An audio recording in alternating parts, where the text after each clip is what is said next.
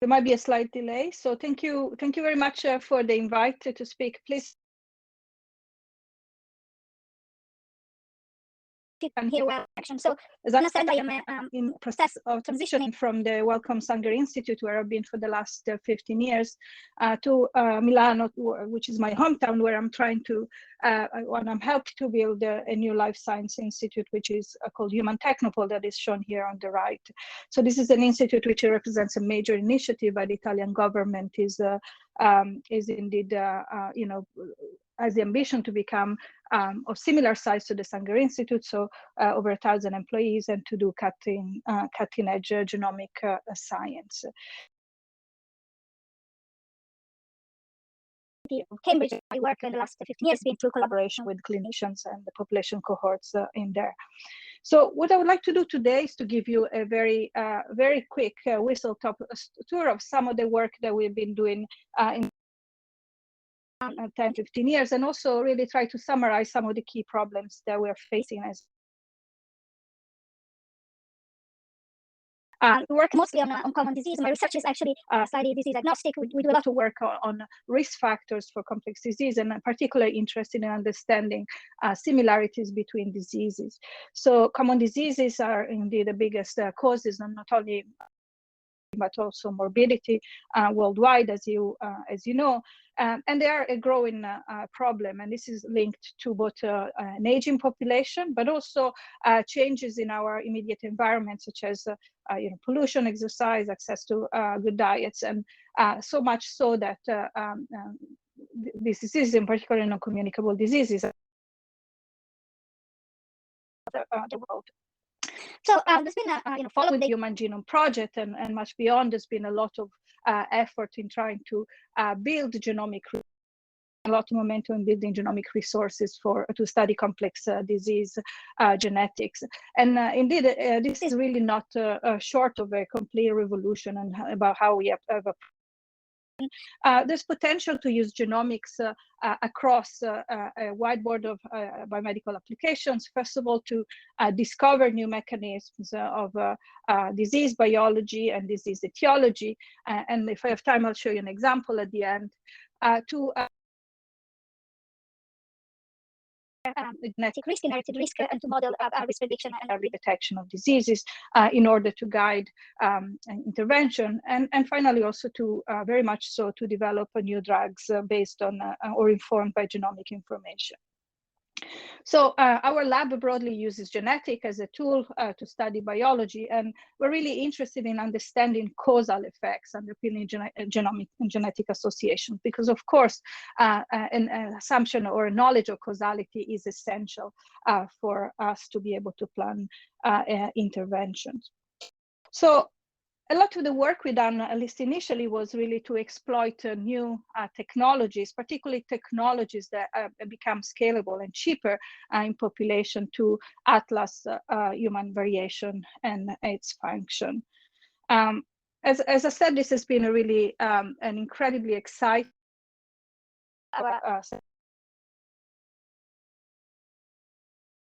because from the Human Genome Project and beyond, there's been a virtuous cycle of technological development, including the generation of, of course, new technologies such as short-read technologies, but also of powerful data sets, genomic data sets, and in turn has fostered genomic advancement and research.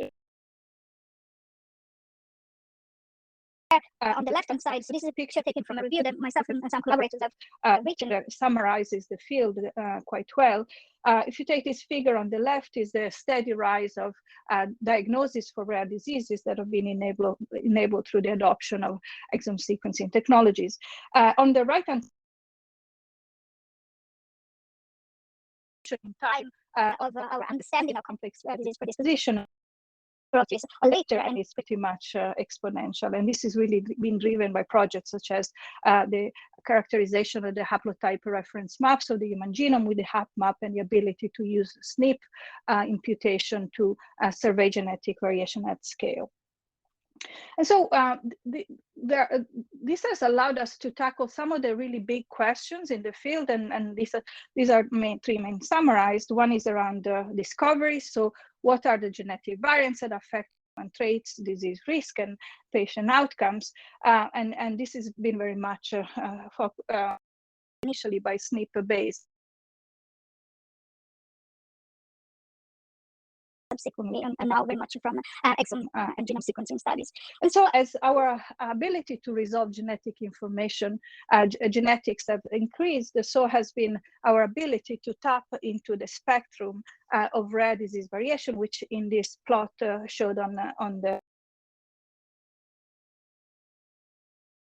is placed on the left-hand side. So we moved from early discoveries that mostly comprised very common low-effect genetic variants to now a much greater ability to probe the middle side of the spectrum, the gray part of the spectrum, where we see low frequency and rare.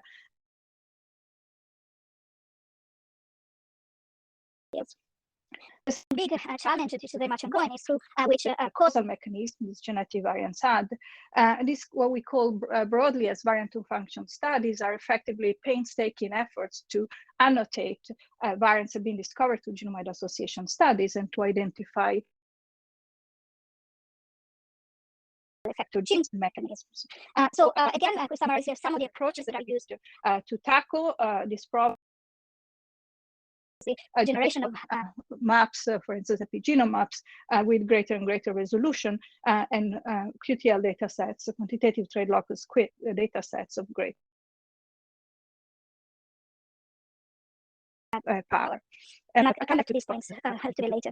And of course, the third big question is to what extent information that we're gathering from GWAS association studies, and particularly the early ones that are mostly focused on disease predisposition, allow us to devise new for these diseases. Of course, a lot of evidence that the genetic information is useful for identifying interventions. For instance, there could be behavioral interventions such as dietary or behavior changes or prophylactic intervention. But really, the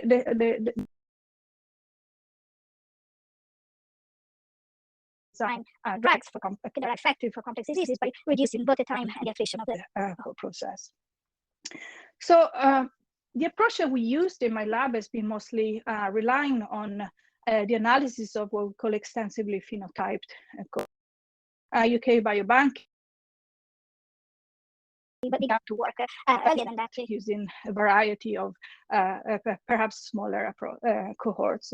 And so the design here is that participants are typically predominantly healthy or at least unselected and population representative to some extent. They have extensive phenotyping of disease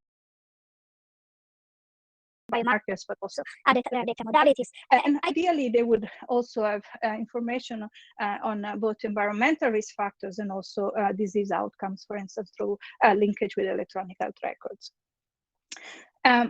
So as I said, our focus has been mostly not so much on risk factors, but indeed on the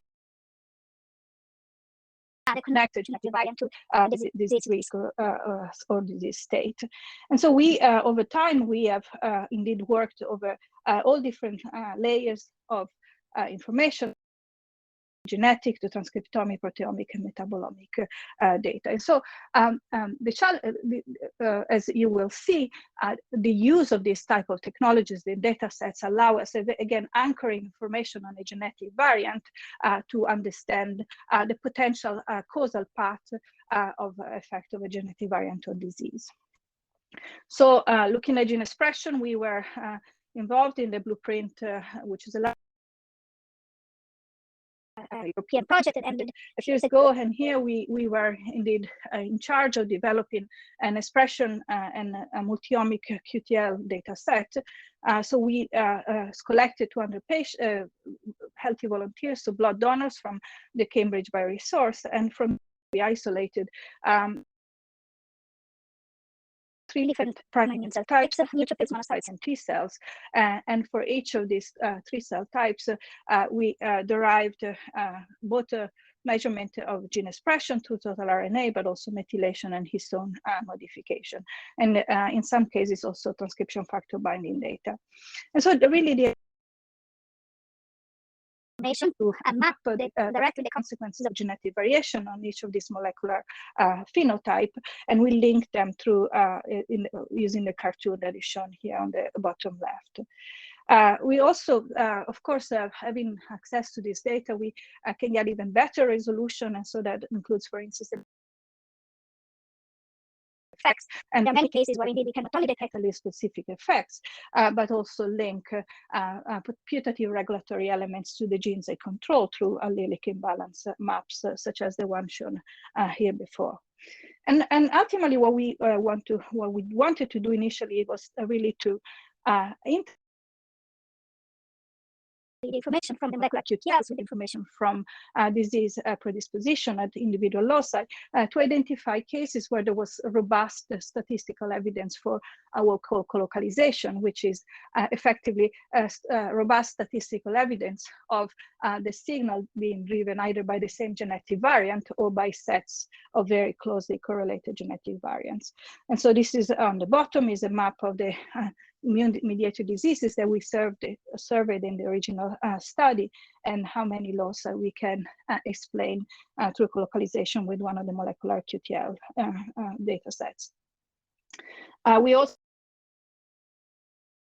data. This was in collaboration with a group of Adam Butterworth at University of Cambridge, who led this study. And here, again, the principle was to the ability to measure protein levels at a high scale in population, and to link information of protein level to genetic variants, so protein QTLs. Very clearly that there is extensive, and at the moment you are able to measure protein variation at scale, you can also see that there is a substantial genetic effects on variation, as shown here from the including cis QTL genetic variants near to the gene encoding for the protein that directly control the level of the protein, but also transit QTLs shown here, for instance, with the blue columns, where a single locus in the genome controls the level of expression of these proteins. And proteins are really interesting because you can function to, potentially biochemical, but in fact a molecular function to any of the association. And this is just one of the examples that Adam reported in this paper, showing that in fact the risk effectively showing a naturally occurring polymorphism in a gene called PRT, which encodes for PR3, which is a protein that co-binds A1AT in vivo and controls immune tolerance. So a disbalance of the level of PR3 and A1AT results in increased risk of vasculitis. The allele of SERPIN1A, which is a well-known severe risk allele that diminishes A1AT. And so what we could show is that genetic polymorphism that has the opposite effect of not decreasing the red protein, but indeed increasing the blue, have a similar effect and lead to vascular risk. So we can effectively use this information to interpolate genetic risk with intermediates such as protein levels and mRNA levels to derive therapeutic opportunity hypotheses that can be then tested in the clinic. A very similar conceptual look at variation in metabolite levels. Again, there are now multiple targeted and untargeted platforms. Are you still there? Okay, sorry. Multiple targeted and untargeted platforms that allow us to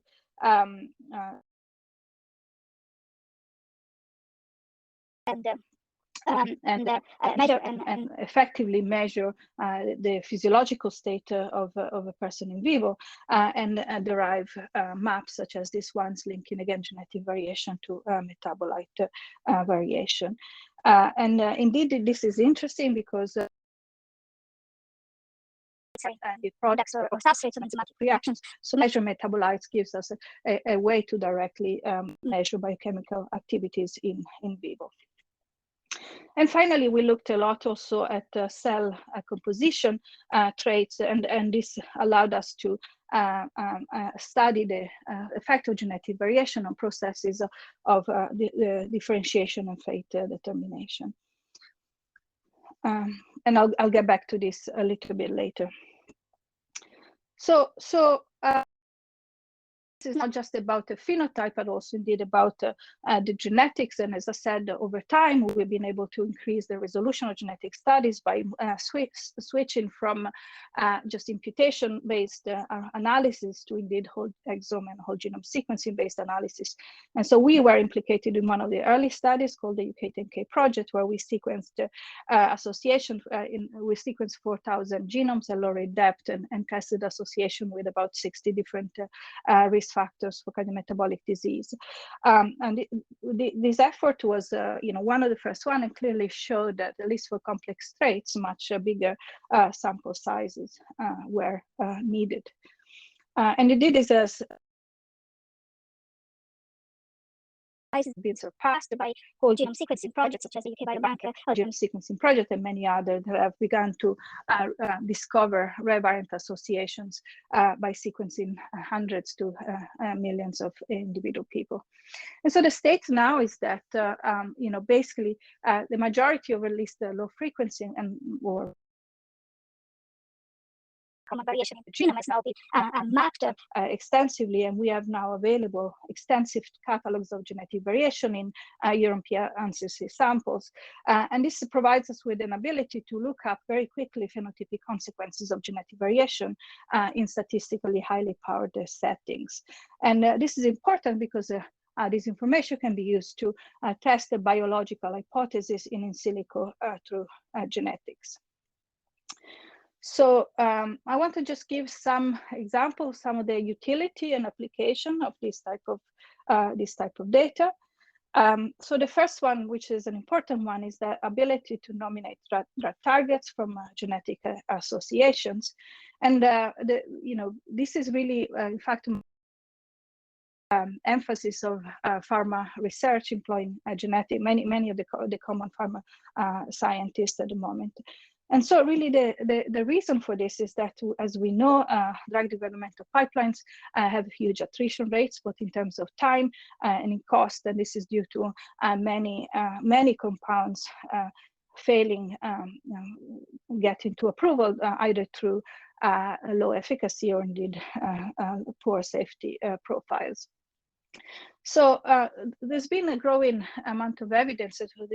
On the left is the first paper showed this in 2015, that if you have genetic evidence links a phenotype interest to a target, then in those cases, drugs retrospectively have had a higher chance of success of becoming successful drugs. And so this has been, for instance, different sources of data or evidence have been evaluated, including, for instance, genome-wide association data, information from rare diseases, and indeed more recently also information from molecular phenotypes and causality, express causality analysis. And on the right, this is the latest paper that came out just last week from the group of open targets, showing that indeed we're now reaching stages by which drugs with genetic evidence have about two-thirds of the drugs that are currently approved by the FDA can indeed be pointed as potentially successful through some sort of genetic evidence. So the process by which one would then go and put together all this information is really shown in this cartoon. So the idea is that a genetic lock through an analysis in population, or indeed in some cases of patients and families. So we use molecular and regulatory information to link genetic variants to nominate targets and mechanism. And there's a number of approaches, as mentioned: RNA, protein, metabolite level. Allows us to very quickly zoom in on disease relevant function. We can then use the same genetic information to approaches such as Mendelian randomization to indeed assess the hypothesis that this risk factor intermediate phenotype them and mimic of a gene is individual, the causal part of disease and can be modulated to reduce disease risk. And of course, we then want to go into population and population cohorts to validate this hypothesis. So we've been doing some in analysis in blood. So we have worked for many years on genetic determinant of blood position and function through a variety of different approaches, and these are some shown here. And really the basic idea is that we want to use this well-defined cellular system where we can in fact isolate the case before, to very quickly zoom in from an associated locus to identify the causal variant, the target gene, and to resolve causal effect. And this is not just about a variant or a gene or a mechanism, but indeed more broadly, we're more and more aware that, for instance, traits like gene expression are quite leaky between cells, and we want to be able to identify the exact cell type and the exact developmental stage or tissue or environment through which the disease effect is expressed. So for instance, you might have a genetic variant that is associated with disease, but the exact molecular mechanism is in a given, for instance, under a stimulation of a given pathogen. So we use a number of approaches to go sift through our genetic evidence and identify disease causing associations. One of them is what we call allelic series, where we basically identify loci where there are multiple independent associations, and we try to identify them through genes, through presence of coding variants. So this is one example of a well-known target, RNX1, which is a target for RA, and there are indeed multiple independent associations, in our case with the eosinophil count, all linking this locus to potential modulation of RA risk through eosinophil activation. And so we now have identified a number of genetic variants, including coding ones that allow us to anchor this association. Another type of evidence that we're using is regulatory information. And again, we exploit here the fact that we are able to go into individual cell types and measure regulatory phenotypes in a very precise manner. And so this is just a cartoon illustrative example of a genetic locus called BAC2, which is associated with multiple sclerosis and type 1 diabetes. And we can show very clearly that the most likely disease-causing variant is within an intron of this gene, and is predicted to alter transcription factor binding site of a key transcription factor for CD cells. And what we can show here is that indeed, if you look at open chromatin structure of the genome, this genetic variant is located with region that is only open in the CD4 and CD8 lymphocytes. We take this type of approaches, not just locus by locus, but also genome-wide, to identify in general properties of cellular types that are enriched under different either diseases or cellular phenotypes. And again, we exploit here the fact that we can go into individual cell types and measure, for instance, ATAC-seq single cell resolution. And so what you begin to learn from this experiment is that there are non-random association or genome-wide association signals within different regulatory tracks or different cell types. So for instance, here, a variant associated with the development of myeloid lineages tend to be prevalently enriched within ATAC, so open chromatin regions, again, in the myeloid cell types, and so on. We go cell by cell, we identify cases for instance, we can also look through along developmental trajectories and know exactly at which point a genetic variant is, if a genetic variant sits in an open chromatin domain, we can find out very efficiently whether at what developmental stage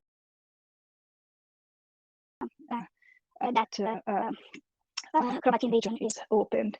And there are indeed cases where we see that cells are open only in the late stages of differentiation, where in other cases this happens along the developmental trajectories. And finally, as I said, we can use a supervector machine models to predict the pathogenicity of genetic variants based on their potential to disrupt transcription factor binding sites in relevant cell types. So these are three relevant transcription factors, GATA1 CBPA and GABPA. And so what you see, for instance, here is that the delta SVM score that we use for prediction of the deleteriousness of the genetic variant is indeed very strongly altered in the presence of a gain or a loss motif for those cell types that we know to be relevant to a particular phenotype of interest. Whereas if there is a motif disrupting transcription factor binding site in a lineage that is not relevant for our phenotype, as we assessed before in our enrichment, this does not lead to a predicted pathogenic effect. We can also use the QTL approach to continue to refine our understanding of causality. So this work, which was led by Kaushik Konde, my team, reanalyzed the print data set. And in this case, we went one step further. So we not only co-localized association of molecular phenotypes with disease phenotypes, but indeed went on to use fine mapping approaches to derive a posterior probability of causality for individual genetic. So this is shown in yellow. In this case, there are two genetic variants that are predicted to affect the phenotype in the case of a molecular QTL, but many more in the case of a disease-associated variant. And we use this approach to understand to what extent regulatory QTLs do indeed improve our ability to predict causality for genetic variants. So these are some of the results of the colocalization. First of all, to show that there are indeed hundreds of immune-mediated diseases loci that we detect a molecular signature for using this stringent approach, and not the majority of them QTLs, but they are indeed histone methylation QTLs. And what's so remarkable is that if we compare it to much more powered data sets, such as the QTL Gen or the GTEx, indeed, which QTL Gen has 30,000 people and GTEx has 600 people versus our 200 people with primary cells, we obtain pretty much the same resolution, suggesting that the single cell, the ability to look at effects in a single cell or in context specific manner is indeed very important to interpret specific effects. And as this plot shows here, if we look at the size of credible sets that we derive from these fine mapping approaches, we see that indeed EQTLs alone can derive with low accuracy only some of these causal effects. But if you add evidence from additional layers of information, such as histomodification or methylation, you increase very much your ability to zoom in on the causal variant with high specificity. And so to test this paradigm, we then developed a number of wet lab approaches to test the activity of genetic variants in vitro. And this is work together with the Kumber and Dominic von Schiller. And here it is that we derive multi-parallel reporter assays, so in vitro synthetic assays where we can clone a region of interest containing a predicted an answer with the two allelic types, and we can measure in vitro the an answer in a specific way to derive the potential for the variant to be indeed affecting enhancer function. So this is a not very good cartoon, but showing the process in more detail. We test 4 different cellular backgrounds, which and we measure 2 different types of traits. One is simply enhancer activity, so whether that particular region containing a genetic variant is active as an enhancer or not. And the second is a allele-specific analysis that looks at differences in activity from 2 different genetic variants. And so just to go back to one of the examples that I showed you before and show you how this type of approaches help in practice. So here we have a locus, which is the integrin for locus is a positive control. We know this locus is very well the mode of action of this locus. And here we have a fine mapping. So we narrow down the causal variant to 11 different genomic variants. If we intersect information from expression QTL and histo-QTLs, we can zoom into 2 single variants that are mapped into a CBP beta transcription factor binding site with a high posterior probability of fine mapping. And if we do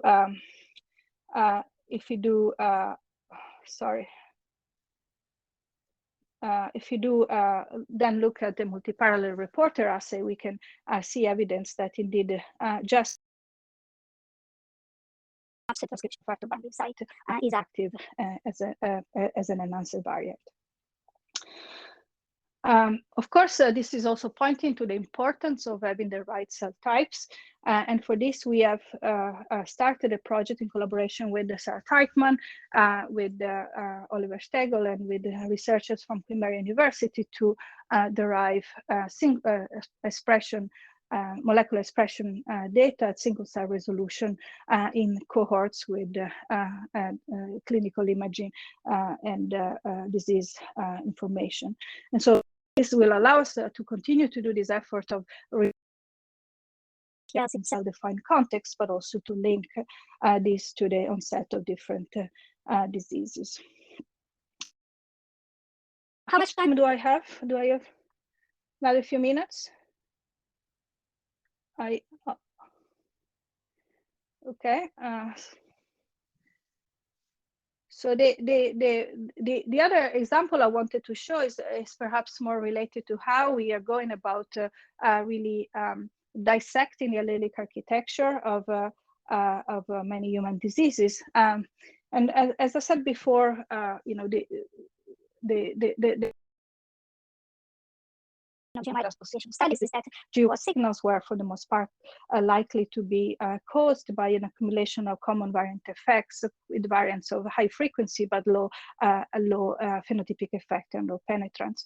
And on the other side of the spectrum, the idea was that rare diseases were classically linked to the presence of one or more disorder variants with high effect. And our ability to really scan genomes through GWAS and sequencing is allowing us to explore really what's happening in the middle of this in this space, and particularly to understand, to begin to probe hypotheses that, for instance, common variation might contribute to the risk of rare disease, and vice versa, rare variation might contribute to the risk of common disease. And indeed, evidence is coming from studies suggesting that there's a much more nuanced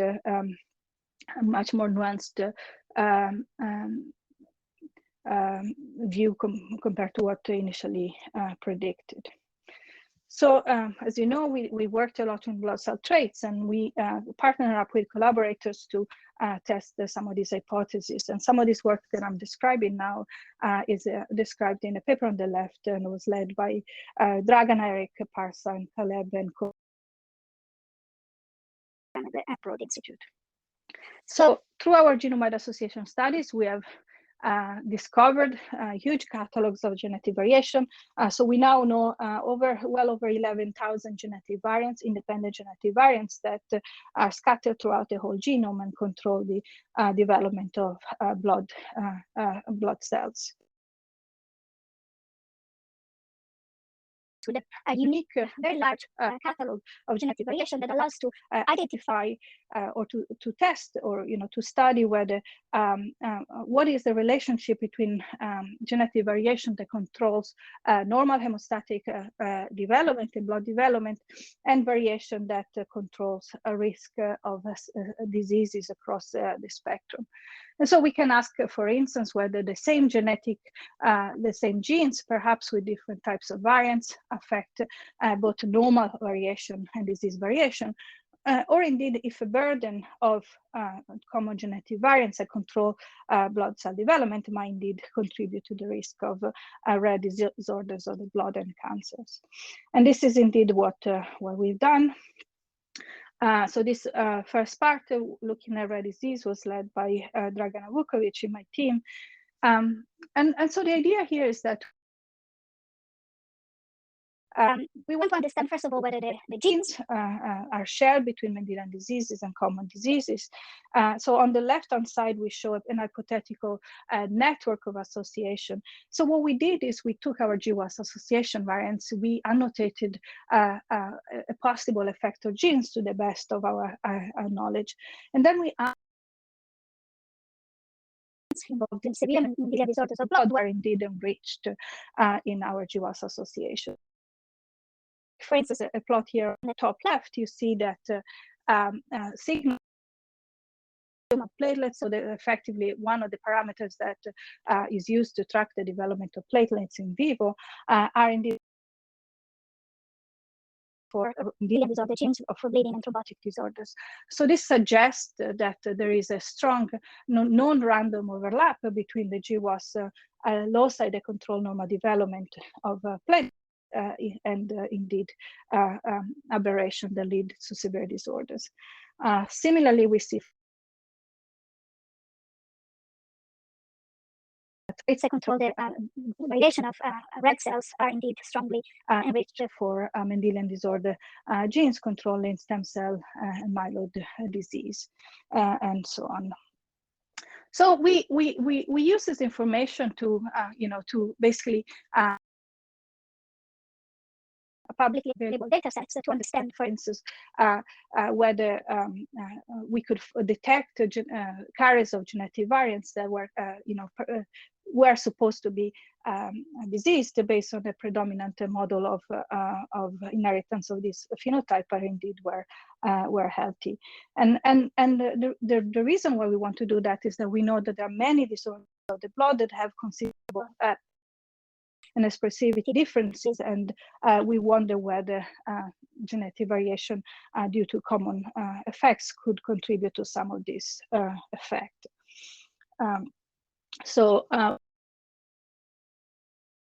Coming from our hundreds of sentinel variants, and we added them up in what we call polygenic scores, which are effectively just quantitative scores that measure for each person in the population what is the additive genetic risk of carrying a genetic variant that might increase or decrease your phenotype of interest. And then we asked what is the cumulative effect of these genetic variants, and is it similar to that of Mendelian disorder variants? And the result is that there are indeed substantially high effects. So our polygenic scores are really predictive to the point that if you are the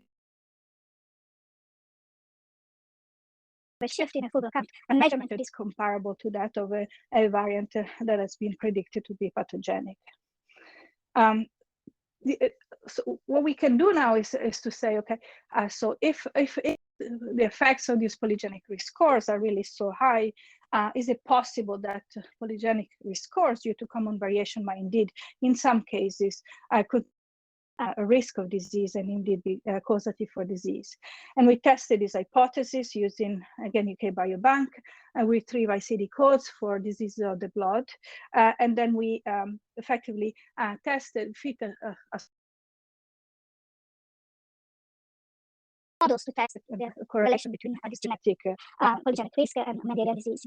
And we see many examples where indeed we detect a strong association, suggesting, for instance, in this case, polygenic risk scores increase for platelet count are protective for some of the diseases such as thrombocytopenia and factor VIII deficiency, whereas, for instance, polygenic risk scores that increase your number of red cells or your hemoglobin level contribute to the risk of severe anemias.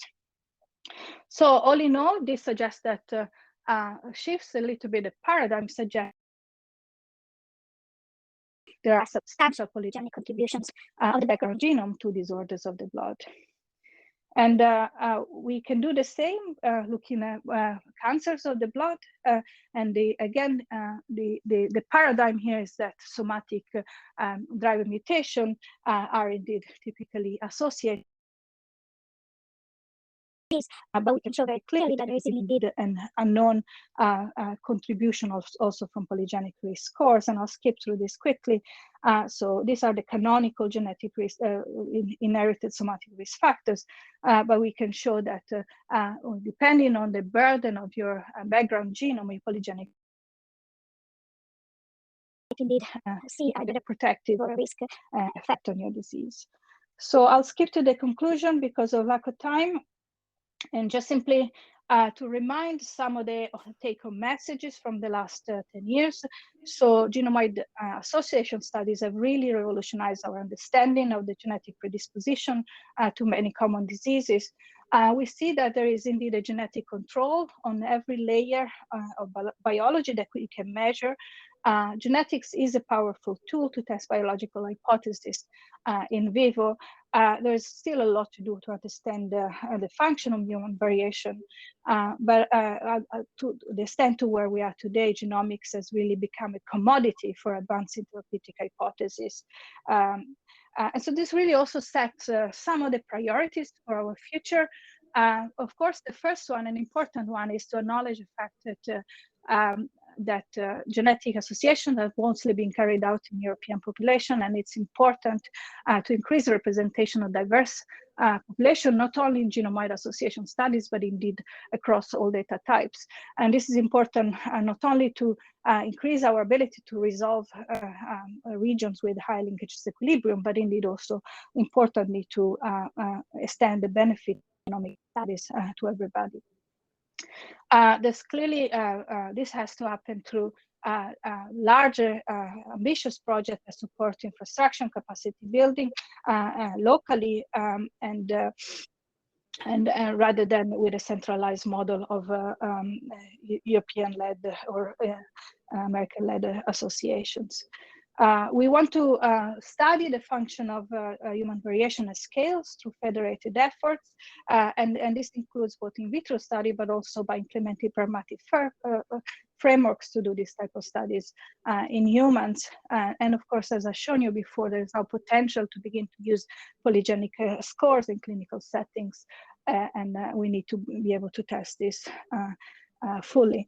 And finally, I'd like to acknowledge some of the background work that is going on in the International Common Disease Alliance that I'm part of, and really provide links to some of these documents that provide a broader conceptual framework for some of the themes that I've talked about today.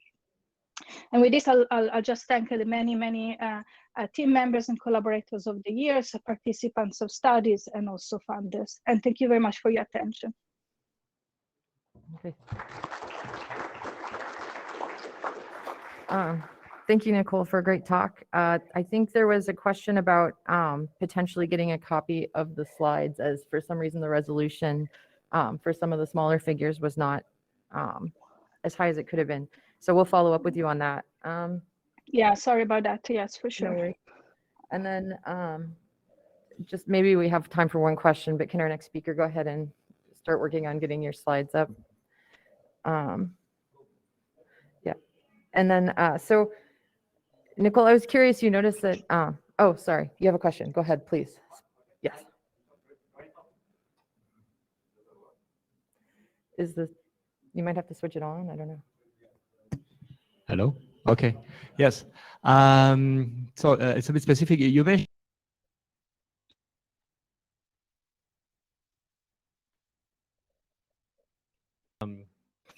evolved and for molecular traits. Sorry, I missed the first part of the question. Would you mind repeating? And the fine mapping for disease is not as resolved and for molecular traits.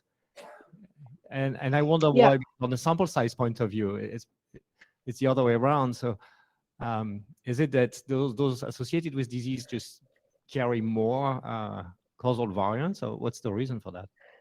Yeah, so that's a question, and I went a bit quickly, but yeah. So I think our underlying assumption was, first of all, that disease GWASs have been done through. So there are a number of factors that I think reduce the power to discover an association. One is the fact that they've been done through meta-analysis of different studies. So there will be naturally differences, for instance, in the imputation quality of different SNPs, and also loss of power in the imputation step. There are also, of course, other types of effects that again can reduce power. One is disease heterogeneity, for instance, in different cohorts, or simply the fact that disease is a complex phenotype that it's capturing very different aspects of a pathophysiology. So what molecular QTLs give us is an ability, first of all, to treat with a unique, a single data set, with whole genome unique data set, but also with molecular QTLs that are simpler and perhaps closer to the primary effect of the genetic variant. And so this results in much bigger effect sizes for QTLs over a very much smaller number of samples. But of course, then the assumption here is that you can nominate the right cell or the right cell tissue, which is a big assumption to make, and to move towards maps where we have resolved expression, for instance, in all possible cell types, and ideally also in different conditions, to make sure that we